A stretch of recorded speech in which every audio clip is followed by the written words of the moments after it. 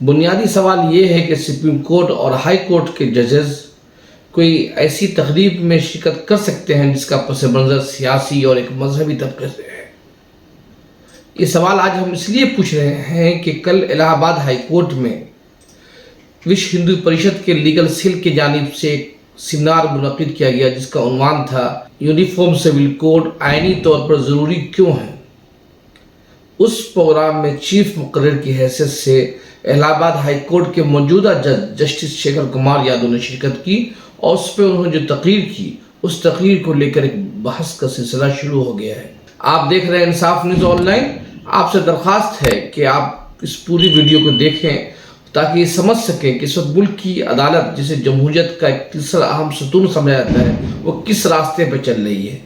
چونکہ ہم عام طور پر عدالتوں سے بیجا امید وابستہ کرتے ہیں اور یہ کہتے ہیں کہ ملک کی عدالت آزاد ہے، لیکن حالیہ دنوں میں عدالت کا جو رخ سامنے آیا ہے وہ حیران کر دینے والا رخ سامنے آیا ہے۔ عدالتیں کیوں اپنی لائن کراس کر رہی ہے اس کو سمجھنے کے لیے آپ شیکھر کمار یادو کے گزشتہ چند سالوں کے فیصلوں کو دیکھیں تو سمجھ میں آ جائے گا۔ اس لیے میں سمجھتا ہوں کہ آپ اس ویڈیو کو آخر تک دیکھیں کہ جسٹس شیکھر کمار یادو کا وشو ہندو پریشد کے پروگرام میں شریک ہونا اور پھر مسلمانوں کے متعلق متنازع باتیں کرنا حیران کن کیوں نہیں ہے۔ یہ سوال اس لیے اہم ہے کہ کیا ہائی کورٹ اور سپریم کورٹ کے ججز کسی سیاسی جماعت یا پھر ایک ایسی تنظیم جو ماضی میں متنازع رہی ہے اب کبھی بھی متنازع ہے، جس کا ایک کردار ہے کہ وہ ایک ملک کے بڑے طبقے اقلیتوں کے خلاف زبان درازی کرتی ہے، اس کے خلاف مہم چلاتی، اس کے تقریب میں اگر کوئی جج شریک ہوتا ہے تو اس کا مطلب یہ ہے کہ اس جج سے امید نہیں کی جا سکتی ہے کہ اس تنظیم کے خلاف کوئی بڑا فیصلہ لے سکتی ہے۔ جسٹس شیکھر کمار یادو نے نہ صرف اس پروگرام میں شرکت کی بلکہ انہوں نے جو ریمارکس پاس کیے اور جو انہوں نے جو باتیں کہی ہیں انتہائی حیران کن ہیں۔ انہوں نے سب سے اہم بات یہ کہا کہ یہ ملک کے اکثریتی طبقہ کی خواہشات کے مطابق چلے گا۔ ایک جج جس کی ذمہ داری ہے آئین کی حفاظت کرنا، جس کی ذمہ داری ہے قانون کے مطابق فیصلہ کرنا، اگر وہ جج یہ بات کہتا ہے کہ یہ ملک جو ہے اکثریتی طبقے کی خواہشات کے مطابق چلے گا تو کیا اس جج سے امید کی جا سکتی ہے کہ وہ آئین کے مطابق فیصلہ دیں گے؟ ظاہر بات ہے کہ اس طرح کی نظریات رکھنے والے جج سے کسی بھی درجے کی امید نہیں رکھی جا سکتی۔ مگر سوال یہ ہے کہ آخر سپریم کورٹ جو کسٹوڈین ہے آئین کا، جو کسٹوڈین ہے قانون کی بحالی کا، وہ اس جج کی اس حرکت پر کیا ایکشن لے گا؟ کیا اس ملک کی حکومت یا پھر پارلیمنٹ اس پر نوٹس لے گا کہ ایک جج کھلے عام یہ کہہ رہا ہے کہ ملک جو ہے آئین کے بجائے اکثریتی طبقے کی خواہشات کے مطابق چلے گا؟ یہ اپنے آپ میں حیران کن سوال ہے۔ سب سے اہم سوال یہ ہے کہ کیا سپریم کورٹ کے موجودہ جج اپنے ہائی کورٹ کے جج کے اس بیان پر کوئی از خود نوٹس لیں گے؟ لیکن اگر گزشتہ 2-3 سالوں میں جب سے 2019 میں جج بنائے گئے، ہائی کورٹ کے جج بنائے گئے، اس کے بعد جسٹس شیکھر کمار یادو کے فیصلوں کا اگر تجزیہ کیا جائے تو اس سے یہ بات سامنے آتی ہے کہ انہوں نے ان کے فیصلوں میں ہمیشہ ہندوازم، ہندوتو اور اکثریتی طبقے کی خواہشات کا عکس نظر آیا ہے۔ انہوں نے قانون اور آئین کے پہلوؤں کا حوالہ دینے کے بجائے اپنے فیصلوں میں ہندو رسم و رواج، ہندو جذبات، ہندو خواہشات، ہندو کے رسم و رواج پر کھل کر بات چیت کی ہے اور اس کے مطابق فیصلہ لینے کی کوشش کی ہے۔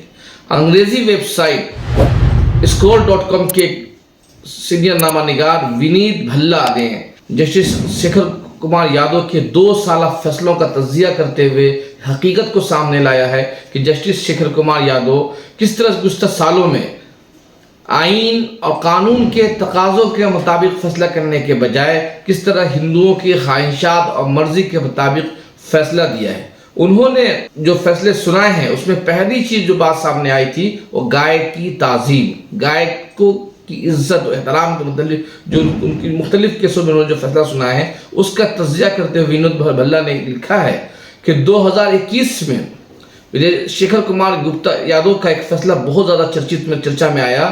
وہ فیصلے میں یہ کہا تھا انہوں نے گائے کے مارنے والے شخص کو ضمانت دینے سے انکار کر دیا، اور نہ صرف انکار کیا بلکہ انہوں نے اتر پردیش حکومت کو ہدایت دی کہ گائے ذبیحہ پر پابندی عائد کرے اور اس کے علاوہ انہوں نے مرکزی حکومت اور اتر پردیش حکومت سے یہ کہا کہ گائے کو قومی جانور قرار دیا جائے اور گائے کا تحفظ ہر ہندو کا بنیادی حق ہے۔ انہوں نے کہا کہ اگر گائے کی عزت کی جائے گی تو ملک ترقی کرے گا۔ یہ دیکھیے ایک ملک کا جج جس کی ذمہ داری تھی کہ وہ آئین کے پہلوؤں پر رکھ کے فیصلہ دے، لیکن وہ اس پہ فیصلہ رکھنے کے بجائے ہندوازم کے ایک خاص طبقے کی نظریات کی ترجمانی کرتے ہوئے کہتے ہیں کہ اگر گائے کی عزت ہوگی تو ملک کی ترقی ہوگی، اگر گائے کی عزت نہیں کی جائے گی تو ملک نہیں ہوگی۔ انہوں نے یہ بھی کہا کہ گائے کا گوشت کھانا کسی کا بنیادی حق نہیں ہے، یعنی اپنی مرضی کے کسی بھی چیز کو کھانا یہ بنیادی حق نہیں ہے۔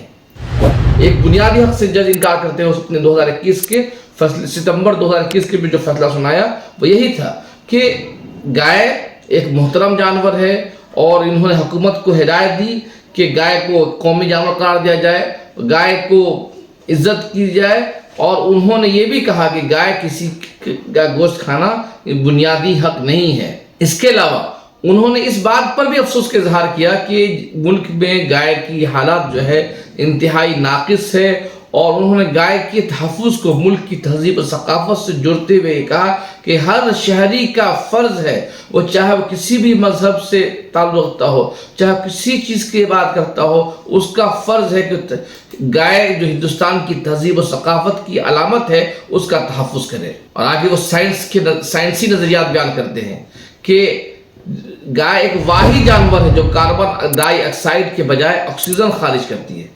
اب جج صاحب کہاں سے سائنسداں ہو گئے اور کہاں سے تھیوری لائے وہ خود بتا سکتے ہیں۔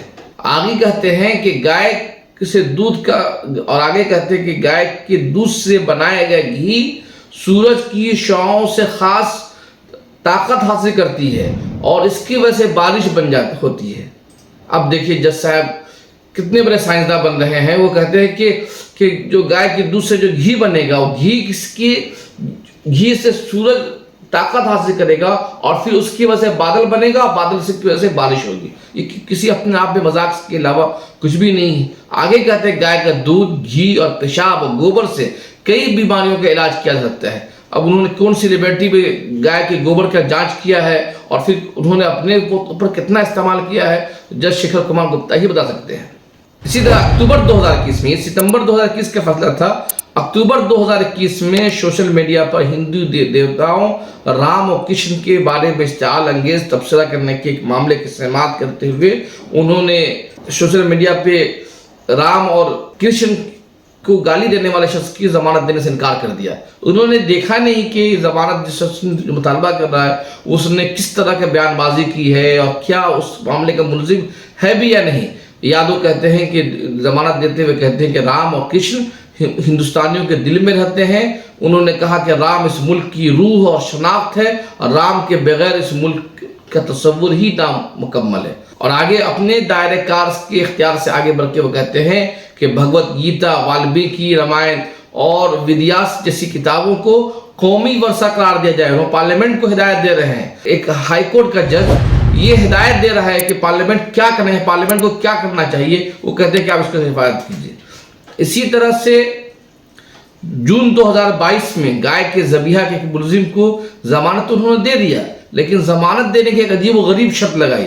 انہوں نے کہا کہ ایک رجسٹرڈ جہاں پہ گائے کا تحفظ کے گاؤشالہ میں جائے، رجسٹرڈ گاؤشالہ میں جائے، 1 لاکھ روپیہ وہ عطیہ کرے اور گائے کی حفاظت کے لیے گائے کی 1 ماہ تک خدمت کرے۔ کیا کسی قانون میں یہ سزا ہے؟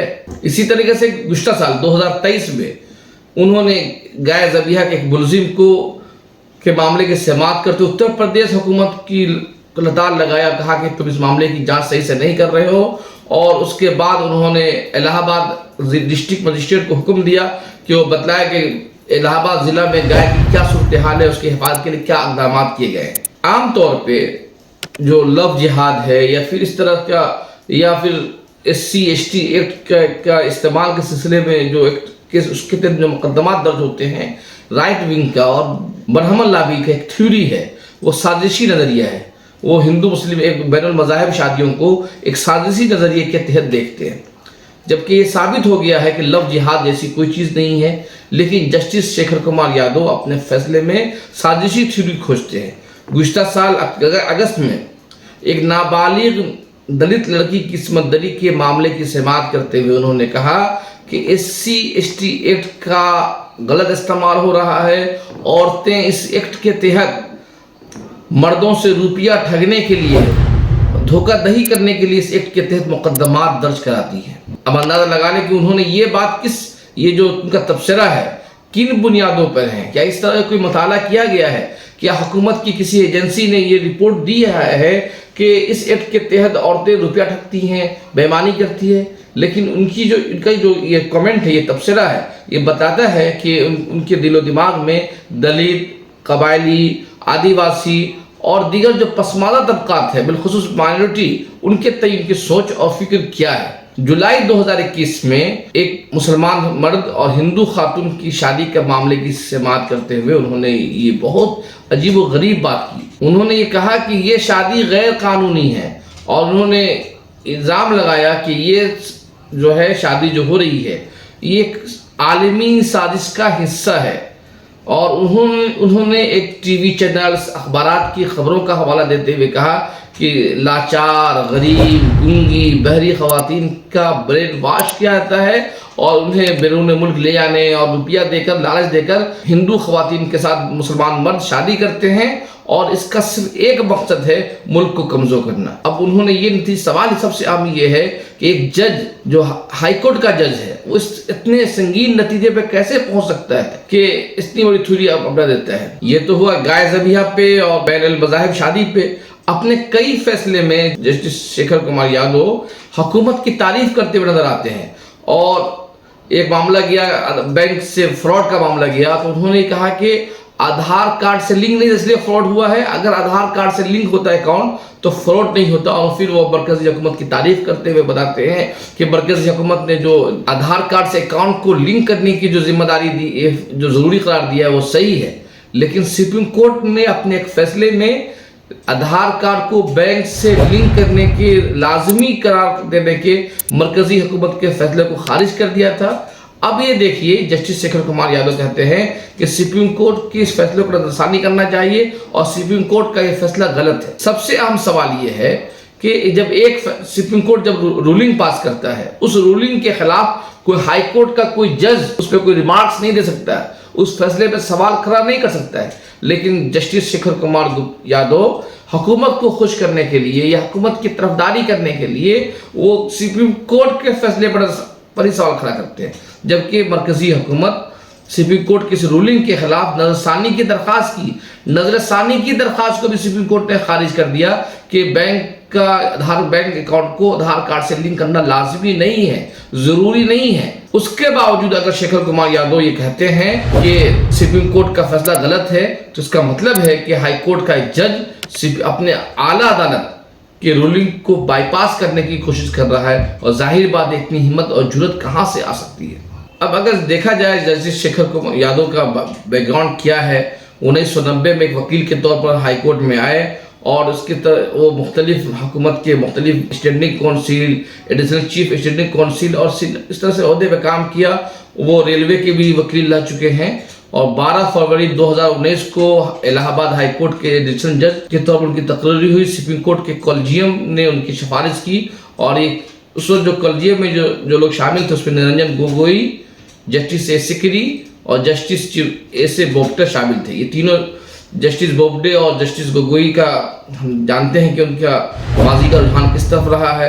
और फिर इसी मरकजी हुकूमत ने इस सिफारिश को 12 सितंबर 2019 को नाफिज कर दिया और 5 मार्च 2021 को साबिक जस्टिस बोबडे की क़यादत वाली कॉलेजियम ने उनको 2021 में मुस्तकिल कर दिया और अब वो इस वक्त हाई कोर्ट में एक मुस्तकिल जज के तौर पर काम कर रहे हैं और 2026 में उनकी रिटायरमेंट है। 15 अप्रैल 2026 को इलाहाबाद हाई कोर्ट से अगर उनका तबादला नहीं होता है या फिर जस्टिस नहीं बनाए जाते हैं या सुप्रीम कोर्ट नहीं जाते हैं तो इलाहाबाद हाई कोर्ट से वो 15 अप्रैल 2026 को रिटायर हो जाएंगे। ये थे शेखर कुमार गुप्ता।